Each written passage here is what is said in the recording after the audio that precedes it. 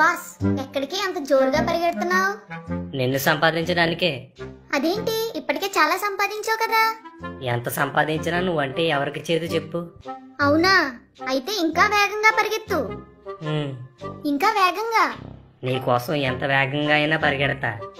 ఒక్క నిమిషం ఆగుతావా? చెప్పు. నా కోసం పరిగెడుతూనే ఉన్నావు. ఇంటి దగ్గర నీ భార్య పిల్లలు ఎదురు చూస్తూ ఉండరా? నేను డబ్బు సంపాదించే పనిలో ఉన్నాను, నా కోసం ఎదురు చూడొద్దని వాళ్ళకి చెప్పేశా. అయినా ఎంత సంపాదించినా వాళ్ళ కోసమే కదా. ఇంతకాలం నా కోసం పరిగెత్తి ఏం సాధించావు? ఒకప్పుడు అద్దెంట్లో ఉండేవాడిని, ఇప్పుడు సొంత ఇల్లు కొనుక్కున్నాను. ఒకప్పుడు డొక్కు సైకిల్ ఉండేది, ఇప్పుడు కారులో తిరుగుతున్నాను. అంతా నీదయ్యే. నే తిండి, వేసుకునే బట్టలు, తిరిగే మనుషులు అన్నీ మారిపోయాయి. ఇంకా చెప్పు. నీకోసం ఎంత చెప్పినా తక్కువే. నీకోసం ఎన్ని పుస్తకాలు, ఎన్ని ప్రసంగాలు, ఎన్ని వీడియోలు ఉన్నాయో తెలుసా? అవుననుకో. అందుకే అన్నారు ధనం మూలం ఇదం జగత్తని. నువ్వు ఉన్నోడు గొప్పోడు, నువ్వు లేనోడు దరిద్రుడు. నువ్వు ఉన్నోడు పెద్దవాడు, నువ్వు లేనివాడు పేదవాడు. నువ్వు ఉన్నోడికి మర్యాద, నువ్వు లేనోడికి హేళన. నువ్వు ఉన్నోడికి గౌరవం, నువ్వు లేనోడికి అవమానం. ఒక్క మాటలో చెప్పాలంటే నువ్వు ఉంటేనే ప్రపంచం నడుస్తుంది. చివరికి ఒక మనిషిని మనిషిగా చూడాలన్నా నువ్వు ఉండాలి. అయినా నీ కోసం నీకు తెలీదా? నీ నోటితో వినడం వేరు కదా. అవును, నువ్వు క్రైస్తవుడు అనుకుంటా. అవునవును, నీ రాక నాకు దేవుడిచ్చిన ఆశీర్వాదం. అందుకేనా ఆ ఆశీర్వాదంలో పడి మీ దేవుణ్ణి వదిలేసావు? అదేంటి, నేనేమి అలా చేయలేదు. ప్రతి వారం తప్పకుండా చర్చికి వెళ్తాను, డ్రెస్సింగ్ భాగం కూడా తప్పకుండా వేస్తాను. అవి క్రైస్తవులు అందరూ చేస్తారు. మరి ఇంకేంటి? నువ్వేమంటున్నావో నాకు అర్థం కాలేదు. నన్ను సంపాదించడానికి రోజులో 12 గంటలైనా కష్టపడతావు, కానీ ఆ సంపాదనకు కారణమైన దేవునికి ఒక్క గంట కూడా ఇవ్వవు. వారంలో 6 రోజులు కష్టపడినా ఒక్క 200 ఎక్కువ సంపాదించే అవకాశం ఉంటే ఆదివారం చర్చి కూడా మానేస్తావు. అవునా కాదా? అంటే అవునా కాదా? అవును, కానీ ఆ డబ్బులో కొంత భాగాన్ని సేవకిస్తున్నాను. దేవుని పని జరగడానికి అవి ఉపయోగపడుతున్నాయి కదా. డబ్బు సేవ చేయదు, సహకారం మాత్రం అందిస్తుంది. మనిషి సేవ చెయ్యాలి. ఒక క్రైస్తవుడుగా దేవుని పనిలో నీ పాత్ర ఎంతుంది? అది చెప్పు. లేదు. కనీసం నువ్వు సంపాదించిన దాంట్లో ఎవరికైనా సహాయం చేసావా? నేను రాకముందు సువార్త చేసేవాడివి, నేను వచ్చాక ఒక్కరికైనా సువార్త చేసావా?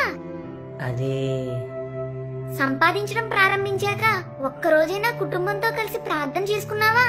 కనీసం నీకు నువ్వైనా రోజులో కాసేపు వాక్యం చదవడం, ప్రార్థన చేసుకోవడం చేసావా? గమనించావా? నేనొచ్చాక ఆస్తిలోనే కాదు, ఆత్మీయతలో కూడా చాలా మార్పు వచ్చింది. సంపాదిస్తే కుటుంబం బాగుంటుందనుకున్నావు, కానీ కుటుంబ ఆత్మీయ పరిస్థితి ఎలా ఉందో గమనించుకోలేదు. నీ భార్య డబ్బును చూసుకుని గర్విష్ట అయిపోయింది. నీ పిల్లలు జలసాలకు అలవాటు పడ్డారు. ధనాపేక్ష సమస్త కీడులకి మూలమని, ధనాపేక్ష లేని వారే మీకు కలిగిన వాటితో తృప్తి కలిగి ఉండమని బైబిల్లో ఉంది కదా. చదవలేదా? చివరికి నీ ధనాపేక్షే నీకు నీ కుటుంబానికి కీడుగా మారుతుంది. నీ ధనాపేక్షే మిమ్మల్ని నరకానికి నడిపిస్తుంది. ఈ లోక సంపాదనలో సంతోషం ఉందనుకున్నావు, కానీ పరలోకంలో ధనం సంపాదించాలి అని ఎప్పుడూ అనుకోలేదు. ఇప్పుడు అర్థమైందా నువ్వు ఏ స్థితిలో ఉన్నావో? నన్ను సంపాదించు, అది తప్పు కాదు, కానీ అది నీ ఆత్మీయ స్థితి పాడు చేసేంతగా ఉండకుండా చూసుకో. చాలా మంది మనుషులు సంపాదన మోజులో పడి విలువలు కూడా కోల్పోతున్నారు. నన్ను సులువుగా సంపాదించడానికి అక్రమ మార్గాలు ఎంచుకుంటున్నారు. చంపడానికి, చావడానికి కూడా వెనుకాడటం లేదు. విచిత్రం ఏంటంటే అలాంటి వారిలో అన్నీ తెలిసిన మీ క్రైస్తవులు కూడా ఉండటం. మీ వాళ్ళు పైకి గొప్పలు చెప్తారు, కానీ నా విషయానికి వచ్చేసరికి చాలా బలహీనులైపోతారు. నువ్వు పరిగెత్తి పరిగెత్తి ఎంత సంపాదించినా నువ్వు అనుకోని క్షణంలో నీ ప్రాణాన్ని వదిలేస్తావు. అప్పుడు నీ సంపద అంతా ఇక్కడే ఉండిపోతుంది. నువ్వు ఈ లోకానికి ఏమీ తీసుకురాకుండా వచ్చావు, అలాగే నువ్వు సంపాదించినది అంతా ఇక్కడే వదిలి వెళ్ళిపోతావు. నువ్వు ఒంటరిగా వెళ్లి దేవుని ఎదుట తీర్పులో నిలబడాల్సి వస్తుంది. అప్పుడు నువ్వు దేవునికి ఏం లెక్క అప్పచెప్తావు? ఏం సమాధానం చెప్తావు? జాగ్రత్తగా ఆలోచించుకో. నీ జీవితంలో ఏది విలువైనదో దానికి ఎక్కువ సమయాన్ని కేటాయించు. నిన్ను మీ దేవుడు పాలించేలా చూసుకో, నేను పాలించేలా కాదు. బతకడానికి డబ్బు సంపాదించాలి, కానీ చాలా మంది సంపాదనే జీవితంగా గడుపుతున్నారు.